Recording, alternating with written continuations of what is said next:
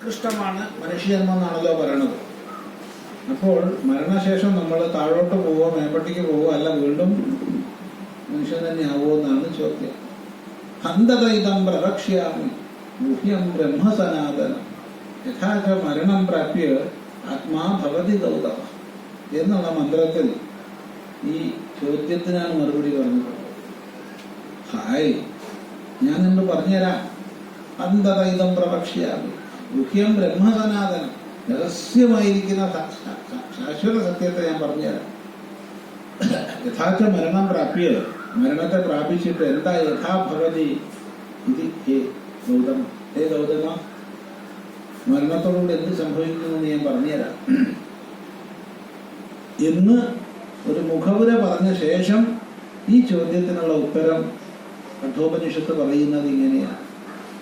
യോനി മന്യേ പ്രപദ്യന്തെ ശരീരത്വായ ദേഹിനഃ സ്ഥാണുമന്യേനു സംയന്തി യഥാ കർമ്മ യഥാശ്രുതം. ഓരോ വ്യക്തിയും തന്നെ ജന്മസ്ഥാനത്തെ പ്രാപിക്കുന്നു. ജന്മസ്ഥാനം എന്ന് പറഞ്ഞാൽ അമ്മ, അമ്മയുടെ യോനിദ്വാരത്തെ പ്രാപിക്കുന്നു. എന്തിനാ? ശരീരത്വായ, ശരീര സ്വീകരണത്തിനായി. അമ്മയുടെ യോനിയെ പ്രാപിക്കുന്നു പറഞ്ഞ എന്താ അർത്ഥം? അച്ഛനിൽ നിന്ന് ജീവൻ അമ്മയെ പ്രാപിക്കുന്നു. ശരീരത്വ, ശരീരം കിട്ടാൻ വേണ്ടി. അന്യേ, വേറെ ചിലർ സ്ഥാനം, സ്ഥാവരങ്ങൾ, വൃക്ഷം തുടങ്ങിയവ, പുല്ല് തുടങ്ങിയവ ഒക്കെ ആയിത്തീരും. എന്തിനനുസരിച്ച്?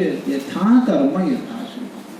എങ്ങനെ ലോകത്ത് കർമ്മങ്ങളെ ചെയ്ത് സംസ്കാരം ആർജിച്ചുവോ, എങ്ങനെ ശാസ്ത്രാദി ശ്രവണം ചെയ്ത് സംസ്കാരം ആർജിച്ചുവോ അതിനനുസരിച്ച്.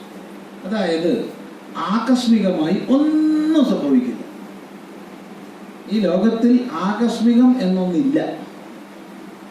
ചിലപ്പോൾ നമ്മൾ പറയാറുണ്ട് ആകസ്മികമായി സംഭവിച്ചു അല്ലേ,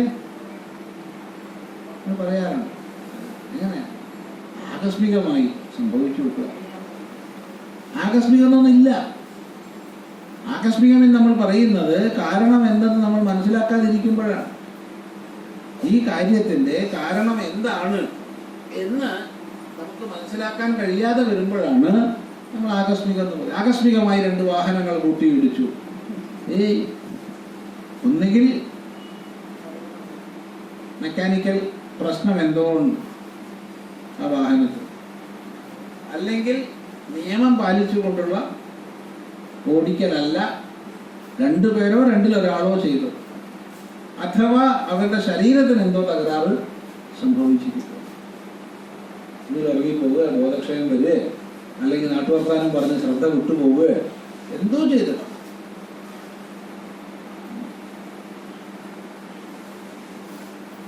ചിലര് വലിയ ലഹള കൂടിയൊക്കെ വാഹനം ഓടിക്കുന്ന കാണാറുണ്ട്. ആരുമില്ല. അപ്പൊ ചെവിയിൽ ബ്ലൂടൂത്ത് വെച്ചിട്ടുണ്ട്, പത്നിയുടെ ഫോണ് വീട്ടില്, വലിയ ലഹള. ഇവൻ കൈകൊണ്ടും കാലുകൊണ്ടൊക്കെ കളിക്കണ കണ്ടാൽ വിചാരിക്കും ആരെ അടിക്കാം, ഒറ്റയ്ക്ക് ഡ്രൈവ് ചെയ്യുമ്പോഴാ. എന്തിനാ നിർത്തിയിട്ട് കാര്യം പിടിക്കുക? ഇനി അവന്റെ ജീവനാ പോക്കണെന്ന് വെച്ചാൽ കുഴപ്പമില്ല, ബാക്കിയുള്ളവർക്ക് ഉപദ്രവമല്ലേ? മോട്ടോർ വാഹനമല്ലേ? ചിന്തിച്ചു. അപ്പോ ആകസ്മികമെന്നൊന്നില്ല, എല്ലാ കാര്യത്തിനും കാരണമുണ്ട്.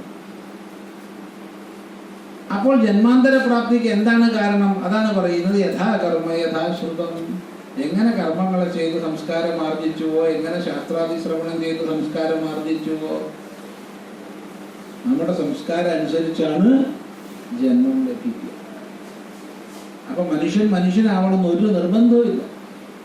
താഴോട്ടും പോവാം, മേപ്പോട്ടും പോവാം, അവിടെ തന്നെ ഇരിക്കാം.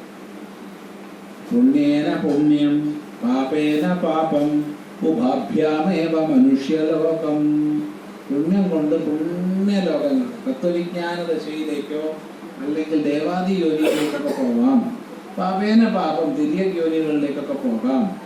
പുണ്യപാപങ്ങളുടെ സമ്മിശ്രാവസ്ഥയിൽ മനുഷ്യനായിട്ട് ജനിക്കാം.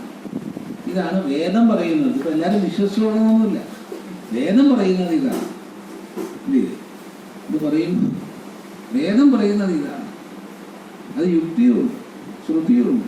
അതുകൊണ്ട് നമുക്ക് ഒരു തരത്തിലും തള്ളേണ്ടതില്ല. പക്ഷേ സ്വീകരിക്കാത്ത ആൾക്കാരുണ്ടാവും. നമുക്ക് രസകരമായൊരു സംഭവം പറഞ്ഞു തരാം. ഇതൊരു 91 കാലത്തുള്ളതാണ് സംഭവം. 91. അതെ.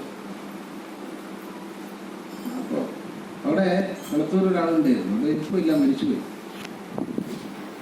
നല്ല മനുഷ്യനാണ്, നല്ല തമാശയൊക്കെ പറയും, എല്ലാവരോടും സ്നേഹമാണ്. അപ്പം ഇദ്ദേഹം നല്ല വെള്ളക്കാരനാണ്, സായിപ്പാണ്. മനസ്സിലായില്ല, നല്ല വെള്ളക്കാരനാണ്. അപ്പോൾ ഒരു ദിവസം നല്ല മദ്യലഹരിയിൽ അങ്ങനെ വരിക. അപ്പോഴാണ് നമ്മളെതിരെ പോണത്, എതിരെ വരുന്നത്. എന്നോട് വലിയ ഇഷ്ടമായിരുന്നു, ഈ എന്ത് സ്നേഹമായിരുന്നു എന്നറിയാം. ആ സ്വാമിജി അവിടെ നിൽക്കുക, നിൽക്കാതിരിക്കാൻ പറ്റുമോ? പ്രത്യേകിച്ച് നല്ല മദ്യത്തിൻ്റെ ചൂടുള്ള ആൾക്കാർ പറഞ്ഞാൽ നമ്മൾ അനുസരിക്കണം, അല്ലെങ്കിൽ പ്രശ്നമാണ്. ഈ സമയം നിങ്ങൾ മനസ്സിലാക്കുക, വൈകുന്നേരം ഒരു 5:15 ഈ സംഭവം നടക്കുന്നത്. 5 മണിക്ക് അമ്പലത്തിൽ റെക്കോർഡ് ഇടും. അപ്പം അന്ന് ജ്ഞാനപ്പാനയാണ്. അപ്പം ജ്ഞാനപ്പാനയിൽ ഈച്ച ചേർത്ത് പൂച്ചയായി ഇടുന്നു, പൂച്ചയെ ചേർത്തിട്ട് ഈച്ചയുമാകുന്നു എന്നുള്ള ഭാഗമാണ്. ഈ അമ്പലം എന്ന് പറഞ്ഞാൽ സത്യം പഠിപ്പിക്കാനുള്ള സ്ഥലമാണോ അസത്യം പഠിപ്പിക്കാനുള്ള സ്ഥലമാണോ? സ്വാമി പറയാം. എന്തായിട്ട് പറഞ്ഞത് വളരെ ശ്രദ്ധിച്ച് വേണം മറുപടി പറയാം. കാരണം നമ്മൾ എന്തെങ്കിലും പറഞ്ഞത് അയാൾക്ക് അഹിതാണെങ്കിൽ അയാൾ ആളവുള്ളൂ. അതുകൊണ്ട് ഞാൻ പറഞ്ഞല്ല, അല്ല നിങ്ങളെന്നെ പറയും എന്താ സംഭവം. സ്വാമിക്ക് എന്ത് സംശയം? സത്യം പഠിപ്പിക്കാനുള്ള സ്ഥലമാണ്, കള്ളം പഠിപ്പിക്കാനുള്ള സ്ഥലമല്ല. എന്നിട്ട് എന്തുണ്ടായി? ആ പറയുന്നത് വെറും കള്ളമാണ്. ഇതിങ്ങനെ കേട്ട് കേട്ട് കേട്ട് ഞാനൊരു 12